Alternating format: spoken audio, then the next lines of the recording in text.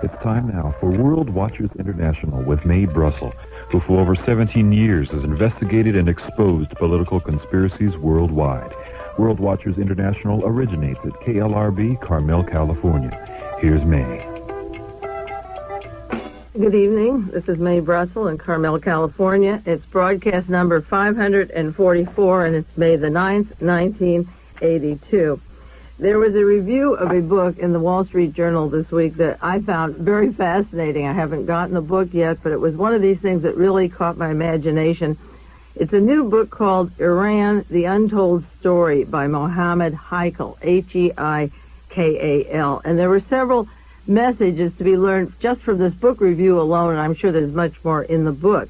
The interesting point about this book review, it's the detail of the taking of the embassy in Iran and how the American government was told through messages of the State Department, don't bring the Shah into the United States until we have troops and fortification of the embassy because there will be riots and so forth, secure the area. So the Iranians knew that within 3 months the Shah would be in the United States. So they got the floor plans of the embassy, and they were able to take the embassy and weaken the guards because they had 3 months to plan the taking of the hostages, and the Americans were sending messages back. A desk officer, Henry Preck, was sending messages to the State Department that the Shah would be coming to the United States.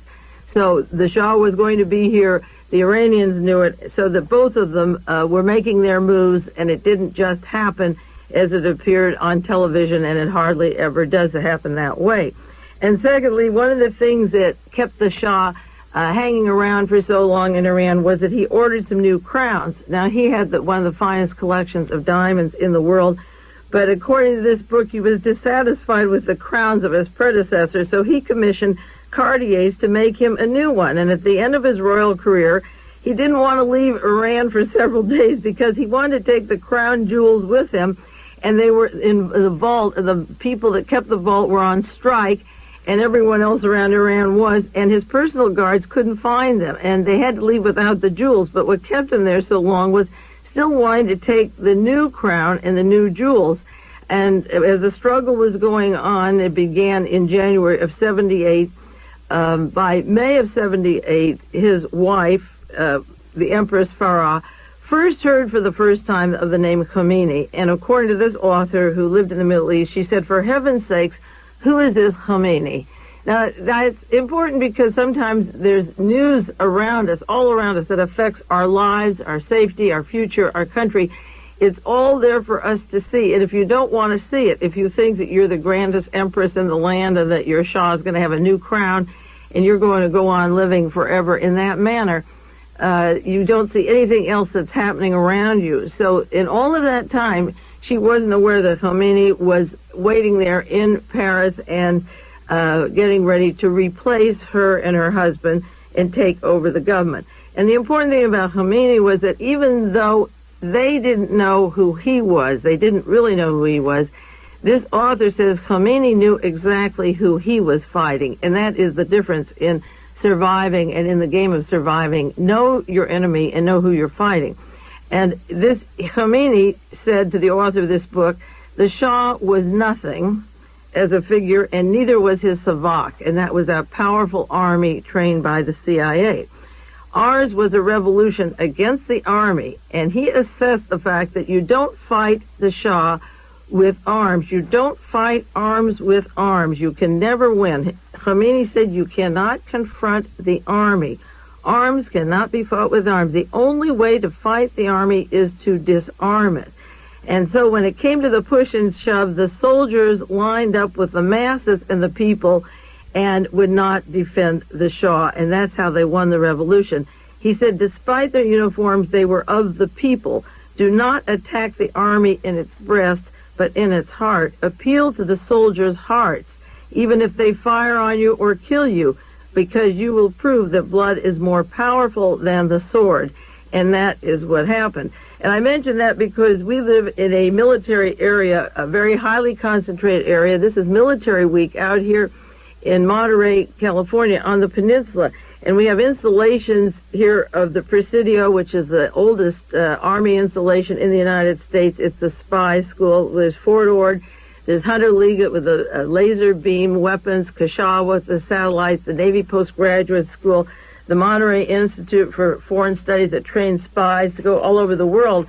And the point is that many of them listen. I get phone calls and letters from these people who are listening to this program, to this news analysis. And they know that when they go out and overseas to kill other people and to maim people and to help put in fascist dictatorships in those countries, that what they come home with is drug addiction or the Agent Orange with the possibility of deformed children and wives. It's carried on now. Some of these diseases and chemicals from Southeast Asia are carried on to the families. They'll come to homes that are worth $100,000 or $200,000, no savings. The Social Security money will run out. Hard to find jobs when they get home. Racism worse than ever. No education for their children. Transportation sky high. No place to live or to be educated. So why go all the way out over to these other countries to kill and maim? If they were sensible, they would study their own country. Being in the services is a job. You earn a living, but there must be a better way. And it comes to the push and shove. I'm sure that many people will put down the weapons. I know one in particular who was teaching killing at Fort Ord, and he'd been to Vietnam one time, came back, re-enlisted, and when I first started this broadcast, this was 10 years ago, he put down the weapons and the tools of teaching the weapons, stopped teaching the killing. They wanted to court-martial him, sent him to a mental hospital back east in South Carolina, and he got out of the Army. They discharged him. He asked me to defend him. I didn't even know him, but defend him on the basis that the military was lying to their people, that this was a country of assassins, of political chicanery, and that the armed services were going into a war that they had lied about. First, they thought about court-martialing and a court case, but then they let him out of the Army, and he's out, and we're still friends. And the point is that he realized that he was teaching lies, he had been taught lies, and later he was a victim of Agent Orange and had some problems with himself and his children. And at that time, it was too early to even identify what was causing those problems. But the point is that what Khomeini says is don't fight weapons with weapons. Fight and teach the Army or teach any person who's willing to hear or listen the truth about what is going on, and that's the only way to make a better world. You can't defend what's wrong and hope to come out ahead in the end. There was an article in the paper this morning onto another subject that is coincidental, not coincidental rather, to something I said a long time ago about John Hinckley. The trial is going on now, the very weak, feeble trial for the man who shot Ronald Reagan and Press Secretary Brady and a Secret Service agent and a policeman in Washington, D.C. over a year ago. The entire trial is a sham. It's similar to all the other political assassination trials. It's a weak prosecution. He's a poor, sick boy. Mommy didn't understand him. He wandered alone out there with nobody loving him. Send him home to us, and we'll give him the care he needed. It's better than a mental hospital. And they're pulling the same BS they pulled through all these other stories. This was a fellow that traveled around the country, worked with the Nazi Party, had funding, traveled with a lot of different people. And in this morning's San Francisco Examiner, an article from the Baltimore Sun, Hinckley's mystery girlfriend, their 4-year relationship could help reveal what makes him tick, and you better believe it would. He has a mystery woman that neither the defense or the prosecution has listed as a witness. He's known her for 4 years. She lives out here in California. She visited him in Lubbock, Texas, and she has not been asked to be called. Now, when I said that that I believe John Hinckley was the John who was parked in front of my house in January of last year, and I made notes of who he was, the license number, called the Secret Service, and the FBI, after Ronald Reagan was shot, they came down to my house. They told me it didn't matter if he was there or if he was with anybody. That didn't interest them at all. And I said, if I'm sitting in my home and this man has done this much damage in Washington, it would be interesting to know who he is and who he has contact with. Now, this story comes out about his seeing her quite a bit, knowing her. She was into the music scene. She was in plays in Chicago, in productions there, an actress. And she lives out in California. Some letters he had, Lynn wants me in California. I don't have to have a college degree. And he goes after her. This scene where I believe that was John Hinckley in front of my house took place about 2 weeks after an article in the San Francisco Chronicle saying that I made connections of the Nazis in this country and overseas to the murder of John Kennedy and up to John Lennon. This was an article in January, and Lennon had been murdered in December, just before that. And I was making the connections of Mark David Chapman, Lennon's assassin, to the same CIA group that had been part of the past political assassinations. And this was in the San Francisco Chronicle. And then a few weeks later, here's this fellow who has diaries on John Lennon and Mark David Chapman, who keeps copies of the Warren Report at home. He's following and studying the Kennedy assassination. He's the member of the Posse Comitatus, a group that want to kill federal agents. He's a member of Nazi groups throughout the country. He's telephonically in contact with people in Colorado, in Tennessee. He picks up guns that the prosecution isn't even talking about. This whole trial is a charade, as are all the other trials. But now they said in the paper this morning about this contact in California. I wrote down very careful description, and in my mind it's very clear who the woman was who was John Hinckley, and I'll follow that up next week. Call the Secret Service again tomorrow and the FBI and ask them why they passed this thing off for so long, because he had mobility, and he also said he was from Santa Barbara. They were from Santa Barbara, and they could be there where Ronald Reagan lives and hopefully try to shoot him there instead of in Washington, D.C., if they could get close enough to him. That is one of the most disgusting stories, to see this, that they've known for all this time about these other contacts, and the trial simply is limited to whether he was sane at the moment you shoot somebody. How do you define the exact moment when you have target practice and weapons and you travel all over the country with guns and ammunition and you can pick it up anywhere you want, and you're practicing your shooting and you're writing messages about the person, and you're photographed in front of the White House and you've stalked them, which is pretty good, and emulating Artie Bremer, who shot George Wallace. Bremer was following Richard Nixon, and then he conveniently shot Wallace and got him out of the running against Nixon for those Republican votes. And this character, Hinckley, was stalking Jimmy Carter and then shoots at Reagan, which would make George Bush, the CIA director, president of the United States. Jack Anderson had an article this past week, Tapes Reveal the Chaos After the Hinckley Shots.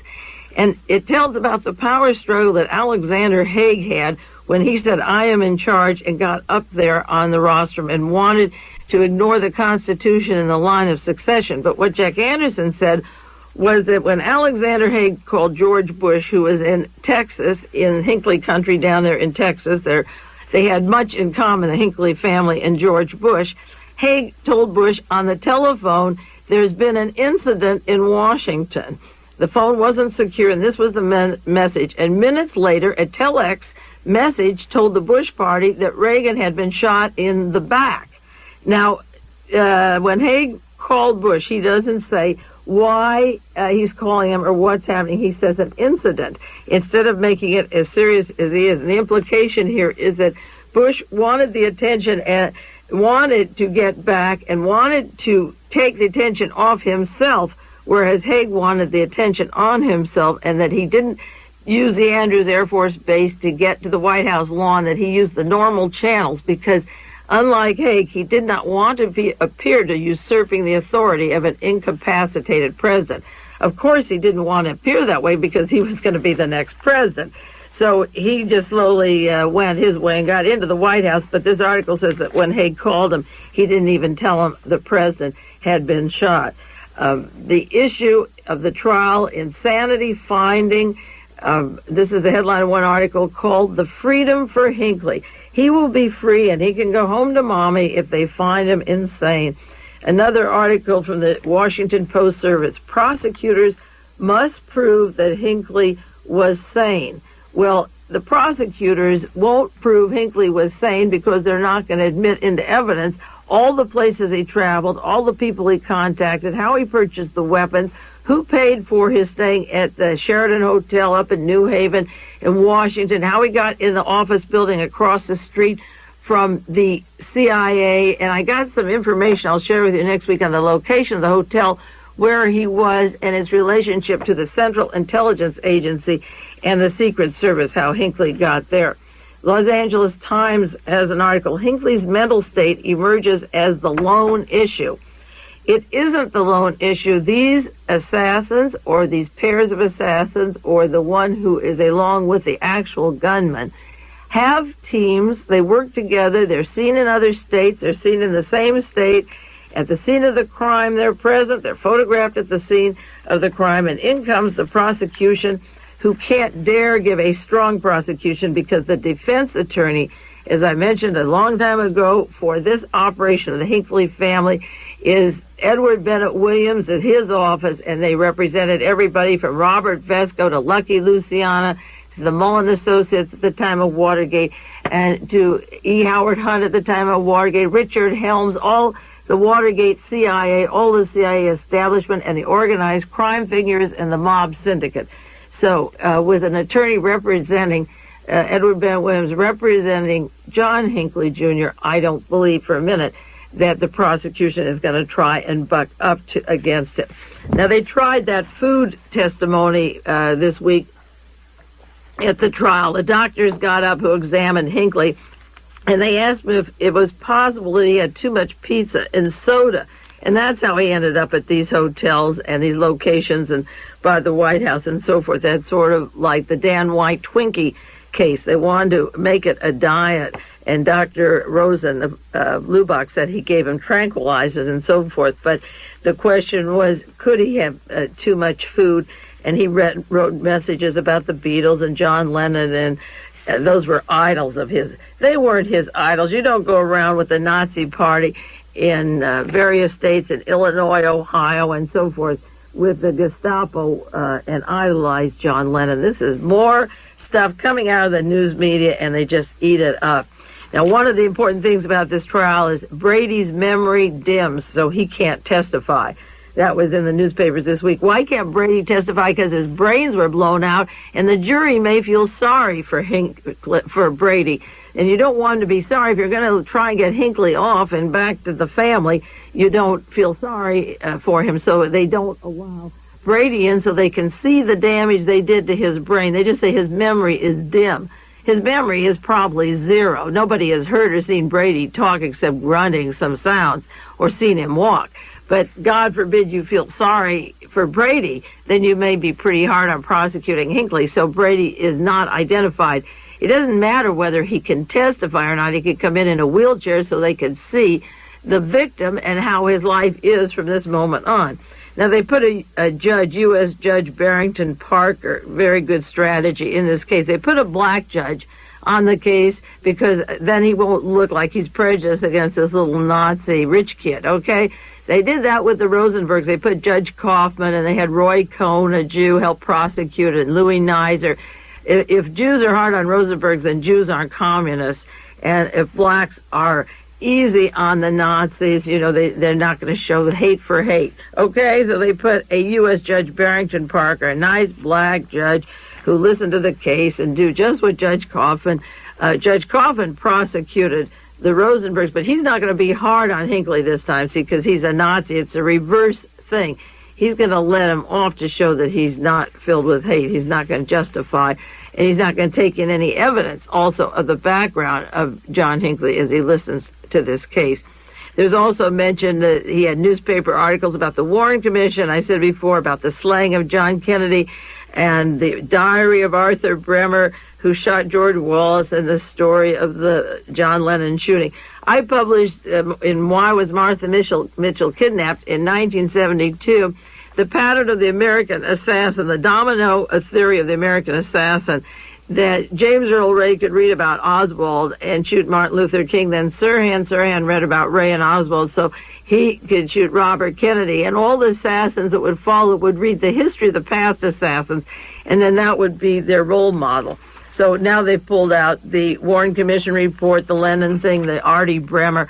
I'm sure that John Hinckley Jr., coming out of Lubbock, Texas, and Denver, Colorado, is his wealthy CIA family, didn't give a bean about George Wallace or Artie Bremer or anything about that political milieu. Most of these kids were too young to even go back that time, and I doubt that he really did care that much about it. He wrote scrambling notes, heroes are meant to be killed. But who are his heroes? Maybe his real hero subconsciously is Daddy's friend or business associate like George Bush from Houston, Texas, and the CIA multinational oil group that they were part of. Maybe he really wanted Reagan to be shot to prove to his dad that he could help Dad's friend, George Bush, get in. His father supported Bush's candidacy, and maybe he wanted Dad's approval. That psyched that one out, that he really wanted Dad's approval by making his friend Bush president, so he shot Reagan. That's more the script and nothing to do with those kinds of heroes. He wasn't brought up like that at all. Now, before I get to some other news, I want to continue part 4 on the Falklands, the British-Argentine confrontation, with just a few of the headlines and important stories in the news and some interesting articles pertaining to this subject. As I've said for a long time, for those of you who didn't catch the first 3 weeks that I talked about this subject, the conflict of the Falklands is the sea routes, the entree to Antarctica. Antarctica has been built up for years. It was staked out in the 30s by Admiral Byrd, by Adolf Hitler in late 30s, 38, 39, that there is atomic energy down there, there's desalinated water, there are roads and industry. It is a prototype for space stations. It controls that area, controls 3 major seas. It is strategic for future wars, Star Wars, space wars, and yet the British, the Americans can't really talk about what it's doing there, what the trouble is, because we armed this thing secretly. We have had secret passes to get there. It is one of the best kept secrets of the past 30 or 40 years, the bringing of Nazis to this country, to Antarctica, to Argentina, to South America with the technology for the weapons for the next war. And along those lines, to update this week, the article in the San Jose Mercury this last week by George Will, also in the Washington Post, there's more at stake in the Falklands than the interest of 1,800 islanders. It took them 3 weeks to publish this. The Washington Post had no articles of this type. The New York Times had 2 up until now. And what George Will is saying, that the crisis has focused attention on the proximity of islands to important sea lanes, and the Argentine foreign minister recently said there is something much more important down there. The Argentine presence in the island is important, but the controlling of this area controls the South Atlantic politically and economically. Isn't that cute that they just caught on that politically and economically the sea lanes are determined down in that area and are of primary importance? Another article from the Christian Science Monitor this last week, Antarctic resources may spark the next worldwide dispute. And this article tells about the dispute of the Falkland Islands and the South Georgia Islands, and the troubling issues will present themselves in the neighboring Antarctic and surrounding Southern Ocean. Although it has no indigenous population other than penguins, the Antarctic is more than a block of ice. Now, that's a lie. There's no large population, but there are many, many colonies down there, well built over a long period of years. And then this article goes on to say the Antarctic region was singled out in 1957 for scientific study. They make a jump in this article from penguins to 1957 with none of the important and secret trips that were taken down to Antarctica and what went on down there. But the conclusion of the article in the Christian Science Monitor is there is an international framework here for proposals for the Antarctic Consortium, that huge multinational corporations maybe should go down there and take a look and get together, which we know they'll do. They'll take one more continent, serve it for their purposes, but there's something even more interesting about Antarctica. Now, one of the subscribers to World Watchers Back East, one of my great listeners who follows through, there are very many that follow through with articles on the subjects that I talk about each week, and one particular person has been following this Antarctic area right along with me. And I had articles from the National Geographic that I shared with you last week on that, atomic energy and the buildings down there and so forth. She sent me a copy of an article from National Geographic, October 1959, called What We've Accomplished in the Antarctic by Rear Admiral George J. Dufek, D-U-F-E-K, What We Accomplished. Now, this article, page 548, goes into Admiral Byrd's trips down the sailing ship 1939, the Byrd. And Admiral Byrd said, in quotes, "I believe the Antarctic will play a very important role in the coming space age. The South Pole is on a platform. The Antarctic continent remains stationary as all other points of the Earth's surface move from west to east with the Earth's rotation. Thus, a satellite is a polar orbit to be observed from the South Pole every time it passes around the Earth. Such satellites, when eventually manned, could be controlled better from the South Pole than any other spot on the Earth's land surface. By control, I mean give out instructions for the pilot to break out of orbit and land." The article goes on, National Geographic, Antarctica is an air hub of the future. In this era of fantastic, ever-increasing speeds, don't neglect the future importance of remote areas on the Earth. This was written in 1959. After the establishment of our U.S. Antarctic bases during the International Geophysical Year, that was 2 years earlier, we could land to the South Pole by aircraft within 5 days of departing from San Francisco.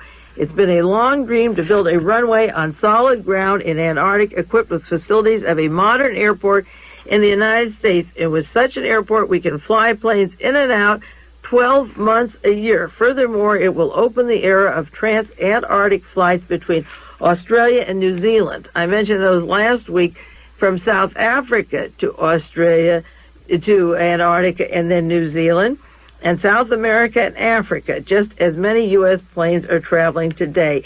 And it discusses the growth of population in other areas and possibly using this to confront that. It refers to the growth of populations on the other continents. Today, if you wish to fly to South America, New Zealand, it tells you how if you use the Antarctic route, you can save 8,600 miles.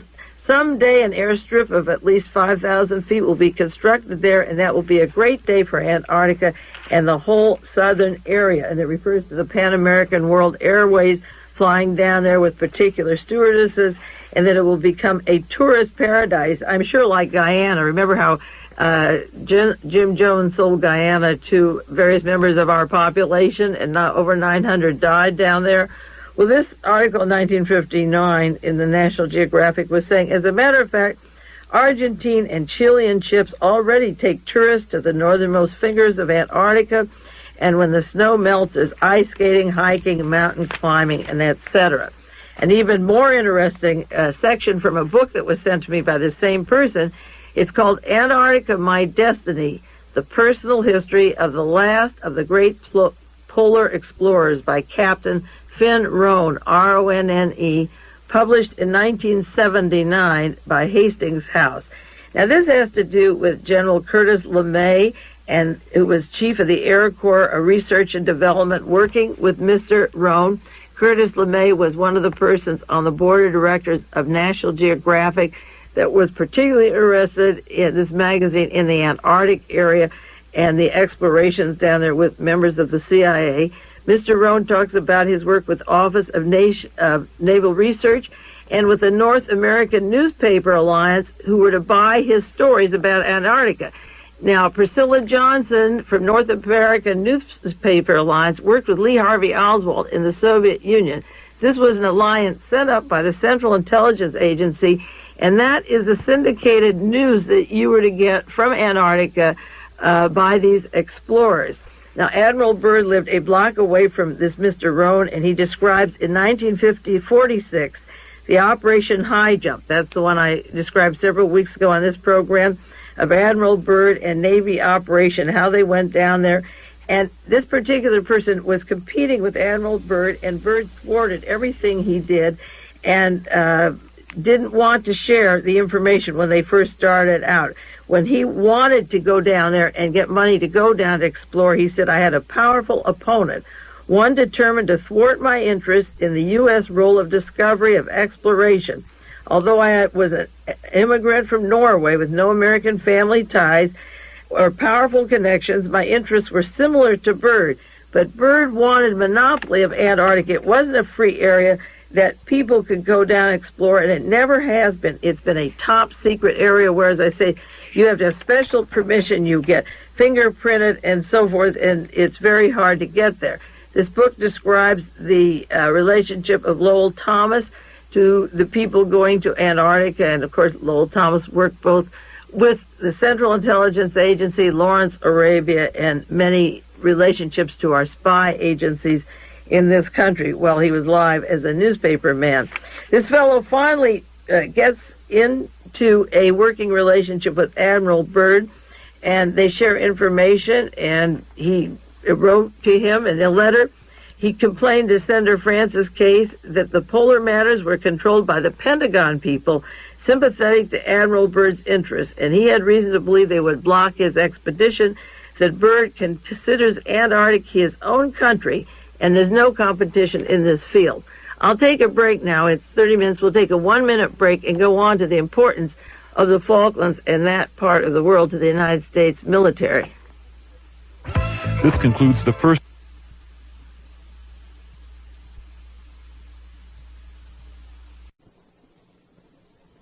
Okay, now we'll get back to the importance of Antarctica. When this one explorer wanted to go down there and see what was down there and explore this continent, which he should have been allowed to do. We explored other continents and were able to travel back and forth.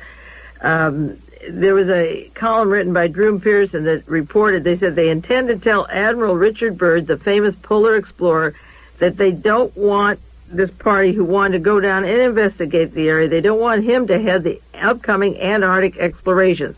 They favor a junior officer who Byrd took under his wing, then Commander Finn Ronne, R-O-N-N-E, instead.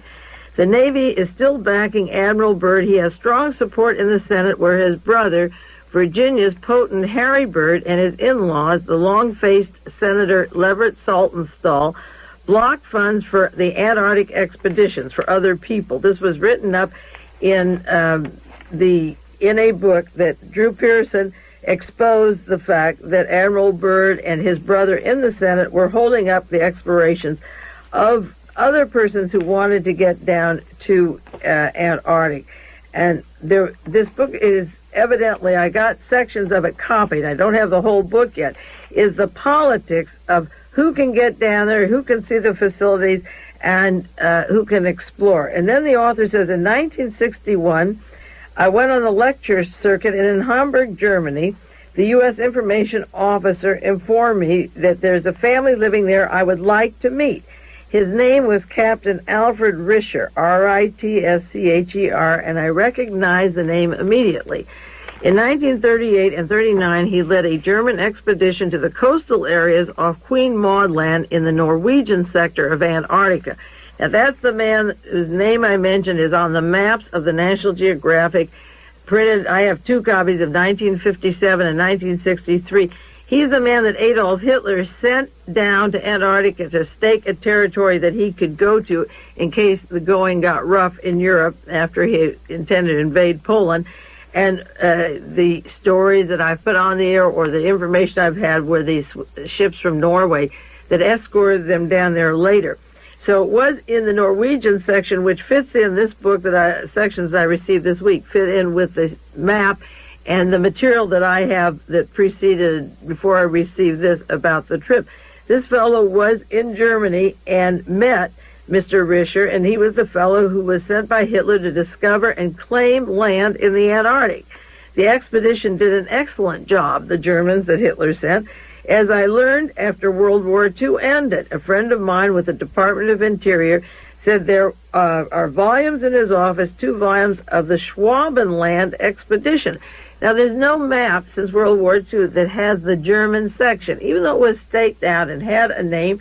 And Germany is still Germany after World War II, East and West Germany. But Captain Ritscher spoke with some English, and he talked about his flights and so forth, and about his trips to Antarctica, which I think is interesting because the fellow that finally went down there was able to explore, was able also to meet this Ritscher who had staked out this land for the Germans in the Norwegian section down in Antarctica. And as I say, they worked with this North American Newspaper Alliance, which came out of Harvard. Priscilla Johnson worked for the Soviet department at Harvard, where a large group of the people who were involved in the Navy intelligence part of Lee Harvey Oswald's assignment in the Soviet Union when he was sent over there came from Harvard University. And Priscilla Johnson was one of those. Later, she came back to this country and wrote Marina and Lee, and as soon as Lee was assassinated, she swept right in and took care of Marina Oswald and literally had her mind controlled for a long, long time. Marina doesn't trust Priscilla now. That finally wore off. But these people, Curtis LeMay, military, Admiral Byrd, the Newspaper Alliance of America, the secretive actions going on all the time since 1933 down there have been printed somewhat. I'm reading and sharing with you published material, but it has never been analyzed by the major news media or exposed or questions asked about what is going on down there. As a matter of fact, this week in our Carmel area, they had a program that I'm sure is going around the country on the Saudi Arabian families in Saudi Arabia, and it showed the villas that they have and how water used to be brought in by donkeys, and now they have large estates with water. And on this program, they said that the water is desalinated and they have large compounds of family homes. Well, National Geographic says that they use desalinated water for the living down in Antarctica, and Saudi Arabia uses it. And that again brings up the question of how come some people are starving from drought and other people are surviving very nicely on this technology that we're not allowed to know about or to be shared all over the world. Now, there were other articles on Argentina. The Wall Street Journal had one this week. Argentina's nuclear weapon capability estimated to be closer than thought. You better believe. And I mentioned the NBC program of taking the parts of the German atomic bombs down to Argentina, and a top German scientist working down there with them and going back and forth. There was a New York Times story this week about a murder in Argentina stirs political activists, and then it tells about over 11,000 people just killed or disappeared in the past few years. It's been more than that, but just last week they abducted another person who had been working in a labor union, but they just swept in and took her away. She was a one-time member of the outlawed Socialist Workers' Party, outlawed, and they just took her away. She'll never be seen again. Another story in the New York Times, Argentina debates penguin slaughter. They're considering killing 48,000 penguins. If the factories are built already, they're doing it. There's no considering that tells where the factories are. And they're making gloves and purses, and then they said that the protein is 83.5% of the penguin meat. That's a lot of protein.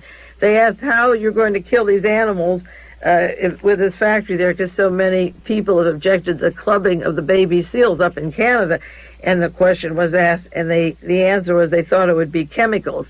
So if you kill the penguins with chemicals and then you sell the protein for meat, be careful. I mean, that's it. And I'm sure that that's another form of genocide if you want to do it. So look out where you're buying your purses and gloves pretty soon, if you'll know the difference.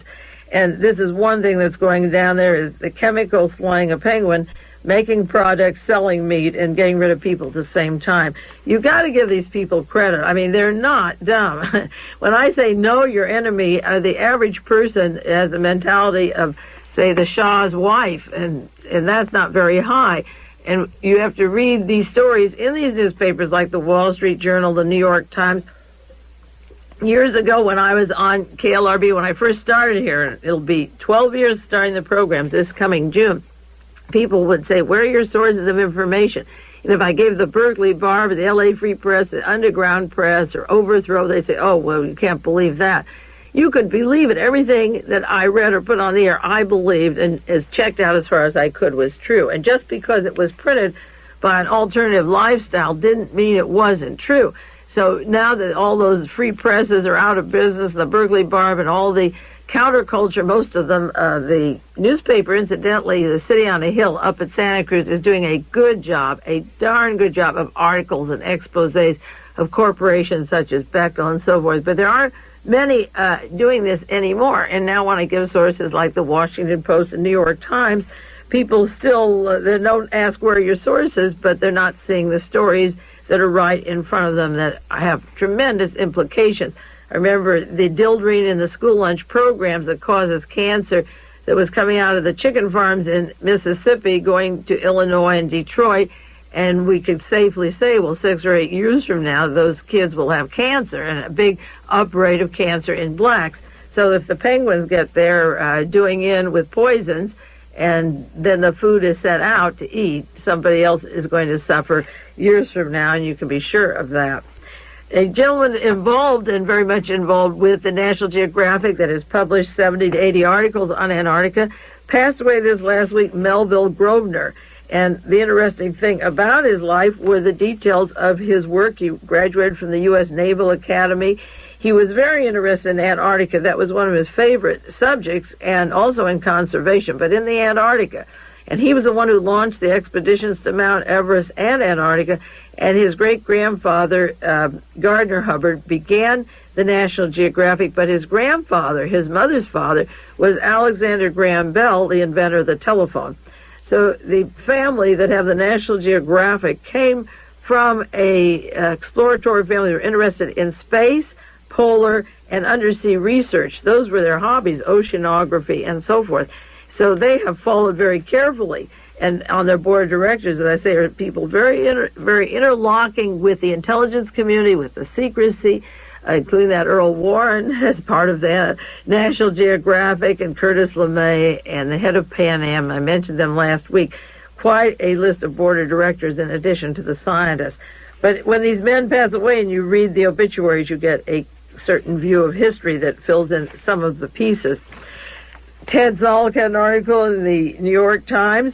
The Soviets' interest in the Falklands may signal a new hard line. And what he's saying is that so far, to paraphrase it, we have attacked the Soviet Union for about 40 years, and before the end of World War II, we ended up with them as allies in World War II, and the minute the war was over, we have attacked them verbally, socially, economically, treated them like vermin and lice. And what they're saying is the Soviet Union may stop being nice guys when Brezhnev goes down, and we better be particular that when the Soviets change, and they have an interest down there in the Falklands also, and they have an interest in Argentina. And the two things they have in common with Argentina, besides wheat, are the way we tell them how to run their country with human rights, while we do very little for blacks, prisoners, and Indians in our country. So this article, Ted Zolk is one of the better writers, and he says the Soviets may have a new hard line, and what you and I are going to have to live with were all the lies and the assaults on those people for all these years. If we sat back and took it, then we have to sit back and take their anger no matter who they line up with. And now the chickens are going to come home to roost, and that's why this Antarctic subject is so interesting, because all of the chicanery and all the lies and all the antagonisms are causing people that we thought were allies to line with us, and they're going against us. Countries like Cuba, where the communists are killed in Argentina, are lining up with Argentina, and the way the allies are teaming is the subject of another article this week that is interesting. Now, the Spotlight, a newspaper put out by Liberty Lobby, has an article by Mitchell Rebel. He's worked for the CIA. He's a white Russian. He's worked with the Nazis from World War I, World War II, headed up assassination teams, created those silencers. He's writing an article, the U.S. must reaffirm their support for the integrity of the Americas. We must line up with the Antarctica, Falkland, Argentine connection. The U.S. must act forthwith and consider our alliance with Argentina and break from the British. This is where the power is going, down to that southern cone. Adolf Hitler said, give me South America and I'll own America. That's what he said, forget America for the time being. The Washington Post has another article on the Soviets by a different writer. The Soviets expect gains from the Falkland crisis. They will have gains. A story from the San Francisco Chronicle, Venezuela aid to Argentina, reported in the United States. Another one, Peru, Bolivia, and Venezuela back Argentina. Spotlight had another article, Who Profits from the Argentine Crisis? A question and answer. Now, this is from the far right wing, and they want to keep the Falklands. It's a story about keeping the Falkland Islands, British Association, and there's an interview. Why are the Falkland Islands so important? Answer. They are a strategic position covering the dependencies, Antarctic territory and South Atlantic, so coveted by the Soviet Union as a naval base and by African countries and so forth. The waters around them are excellent fishing, and there's large oil fields, the Falklands, and the dependencies in the British Antarctic territories. There's extensive valuable minerals, multinational corporations, uranium deposits, and so forth, and energy sources. Who is the enemy is one of the questions asked. The real enemy is not a nation, but a member of organizations. Now, they go back and they want to blame a early conference of one world people starting in 1860. It's a simplistic answer, but their explanation goes back to before even the Soviet Union existed. It says, what is the attitude of the British Foreign Office? It says, when the Whitefish Authority and the Falklanders worked out a plan for a fishing industry that could be set up and fish flown to England to replace the fishing industry destroyed before, the Foreign Office vetoed the project. Britain wouldn't buy the fish from their own Falkland people when they had a chance to do it. It said when Shell and Esso were drilling in the oil fields outside the Falkland, the British refused to allow a British company to drill for oil. And the point about this is that I think that Britain and the United States have been undermined to turn the oil and turn the minerals over to a particular group of people, and those people are not in the best interest of the individual countries, but a handful that have nestled down in this southern area. It says, this interview said that the Foreign Office has been negotiating under the ground to turn over the Falklands to the Argentine and encouraging Argentine to hasten the invasion. And the last question asked is, what is Alexander Haig's position? And the answer, as with the British Foreign Office, the State Department in Britain has been filled, and in the United States, with people whose allegiance is not to their country. In this matter, Mr. Haig is acting as an agent of a multinational and not the United States of America. Now, Haig is the president of United Technologies. He was making $1 million a year before he took on the job as Secretary of State. United Technology will make the engines for the spaceships, the space satellite stations. The Attorney General is Mr. William French Smith is the attorney for Rockwell, that makes the motors for the space colonies and space stations. These people represent business, and even Liberty Lobby says that the State Department has no allegiance. They are agents of multinationals, not the United States of America. And I have said for many, many years that Alexander Haig and Henry Kissinger and Mr. Brzezinski serve something other than the United States. You could take them all and throw them out, or hang them by their heels like Mussolini, which really should be done someday instead of giving them the dignity of interviews and so forth. It's a disgusting case the way they have thrown this country around since World War II and brought us to the brink of so many calamities.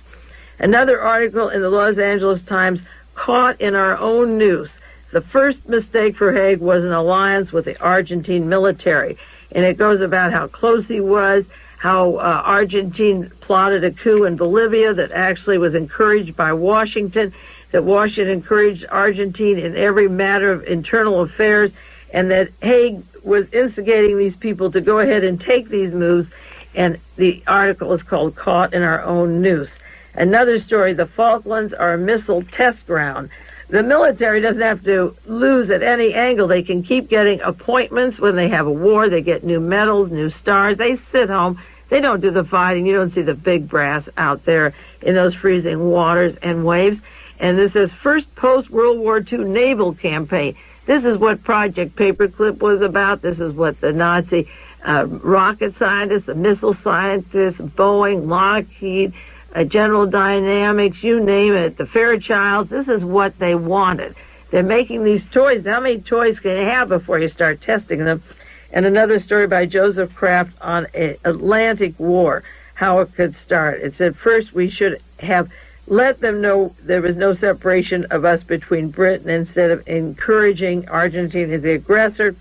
And it goes into the problem of losing now our allies, the Brazilians, the Mexicans, Venezuelans, Chileans, and so forth, that we tried to act neutral, and everybody knows which side the Reagan administration has been on it ever since Reagan's inauguration. There was an article last week, the most expensive inauguration in history. I think it cost 14 or 16 million, but a big hunk of it came from these people that are down there, such as Licio Gelli and the fascists from Italy that have dual citizenship between Argentina and Italy that are down there now.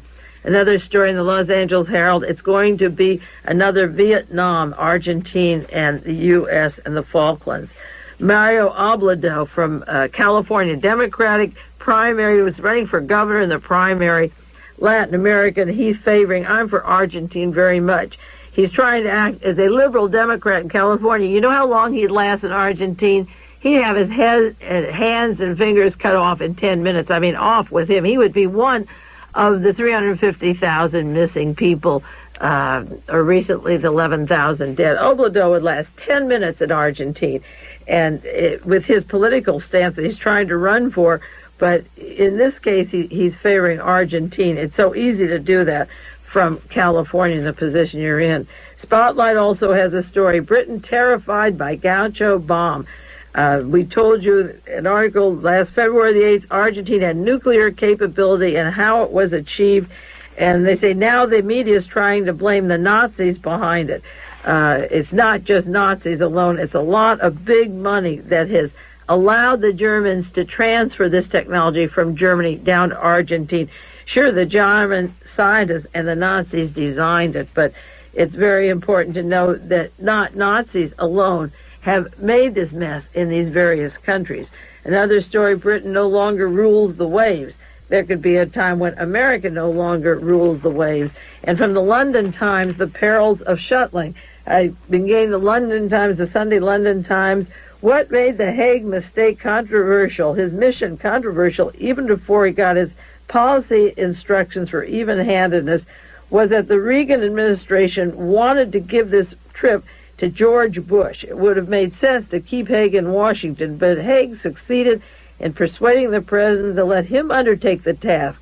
Apart from his deep concern of a risk of war, he saw in it a dramatic opportunity to strengthen his own position. How long does Hague have to be the superstar on top of the television, carrying every battle, going into Libya, going into Poland, going into Argentina, surrounding Castro, pushing the elections in El Salvador, this outright murderer and fascist? But Hague, according to the London Times, he wants to be in there. As the world watched him super shuttling from Washington to London to Buenos Aires and London with fascination and uneasiness and watching his physical stamina, Hague carried on heroically, even taking time for an hour's tennis after reporting to the president. And, of course, we all saw him playing tennis down in Argentina. Another story from the New York Times, the details of Hague's mission and when he realized it would fail. He realized it would fail several weeks before it failed. That's the truth. But he pretended that he was being the great diplomat, that he was the mediator, because then if things go down, he will get the credit for having tried. And that Hague is the fellow who thought he was in control of the government when Reagan was shot, and he's still pretty much running the scene. And there's a full-page ad in the Washington Post from a group. They call themselves the TFP. I don't know if you've ever heard of them or not. The American Society for the Defense of Tradition, Family, and Property. Now, this group first originated down in Brazil. John Kennedy was murdered November 22nd, 1963, with a large connection of Nazis from Argentina, New Orleans, Dallas, and Washington, and New Jersey. And after Kennedy was killed in 63, in 1964, the government changed hands in Brazil. A military dictatorship was put into power. And at that time, there were articles about an organization that called themselves the TFP, Tradition, Family, and Property. Now, I have an article going back. It was from Reuters on this organization, how it was formed. It was founded in 1960, the same year that Kennedy ran against Richard Nixon, not Reagan, Nixon, and got the nomination. And that time, they knew he had to be killed. The master worked 20 years, planned the TFP, and it was against socialist tendencies in South America, and it combined the South American countries, and it was called the Brotherhood, simply like the Bormann Brotherhood, the Nazi Odessa Network, or the Brotherhood in South Africa. They called themselves the Brotherhood.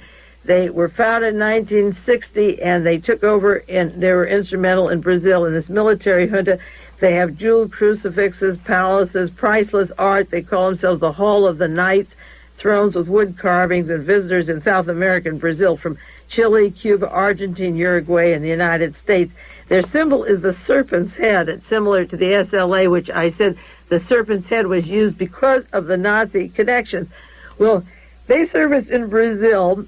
This was just at the time after the Kennedy assassination. They'd been working there since 1960, Tradition, Family, and Property. Now they're running a full-page ad in the Washington Post. Russian influence in the Falkland crisis, put out by the this Tradition, Family, and Property, and they're objecting to the Soviet Union contaminating a fascist junta that they've set up since 1960, and all of a sudden Russia comes in and says, we'll be your ally. And they're shaking their heads and they're saying, what in the heck is going on? And this article is, subtitle is The Independence of Catholic Argentina in Regard to the Effective Sovereignty over the Island Territories. And what the organization is saying, if in order to take the Falklands, you take Russia as your ally, then leave the Falklands with Great Britain. That they've done all this work with their armed forces, with the South American fascists. They don't call themselves fascists. They call themselves God-fearing, and they love God. And they say Argentina is a country predominantly Catholic, and the first commandment is the law of God, to love God. And if for love of territorial integrity we accept a coalition with the communists, who are the enemy of God, forget the Malvinas and go home. And it's an interesting thing because they've set this groundwork for so many years, from 1960 to 1982, that's that many years of getting South America into a Catholic bloc, and they say that the Argentines are 90% Catholic. And how can they sell the wheat? How can they trade with the Soviet Union, share technology? Well, the truth is that the church doesn't matter, the state doesn't matter, the country doesn't matter, money matters. And many times on this program I've quoted those marvelous lines of Paddy Chayefsky in Network, where he has the man saying, you know, there are no nations, there's corporations.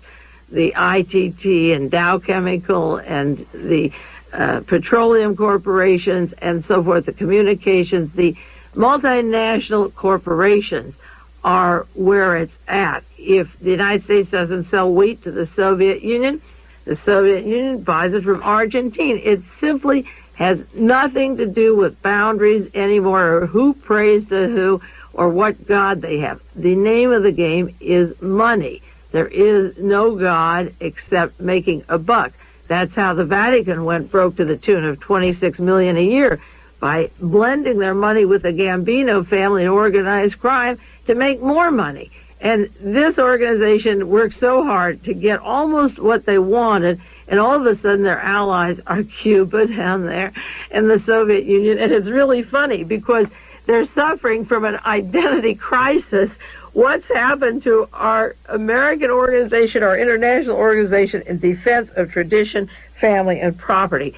And the truth is that in order to make a buck, in order to survive, people are doing it in outrageous ways. They've lost their principles.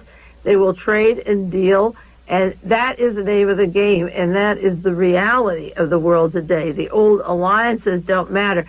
If we can do business with South America and make more bucks, some of us would turn our back on Great Britain and our common goals. If they torture, if they kill, if they just don't like communists, we're their friends. But if they trade with communism, we're left with nothing. We fought Russia, now we're fighting Argentina. We have few friends, we'll have fewer as it goes on. This country has lost its scruples. I believe the worst that I saw in my lifetime was when John Kennedy was murdered and nobody cared who killed him, and began the wheeling and dealing, escalating with the war in Vietnam. Well, I wanted to do a lot more, but the Malvinas are really important. The Falklands are important because they're necessary to study for what the major media has kept from you in terms of technology, of military hopes for the area, how it'll be controlled, because the goal of Adolf Hitler and the Fourth Reich and the Bormann Brotherhood was to control the airways. The satellites, the space stations are more important even than any single armies. And those are the places where the launching can be done. Admiral Byrd said it in the 40s. It's been proven and tested down there, and that is why it's an important area. Next week we'll get on and update some of the more current news, but this is an important area to study, and so I've dwelled on it for the last 4 weeks to get the ground rules of the game. It is a mess, and it will get worse, but it's interesting to study it and read some of these books on the subject as it goes on. In the meantime, you take care of yourselves, and this is Mae Brussell in Carmel, California. This has been World Watchers International with noted conspiracy investigator Mae Brussell. This program originates from Carmel, California.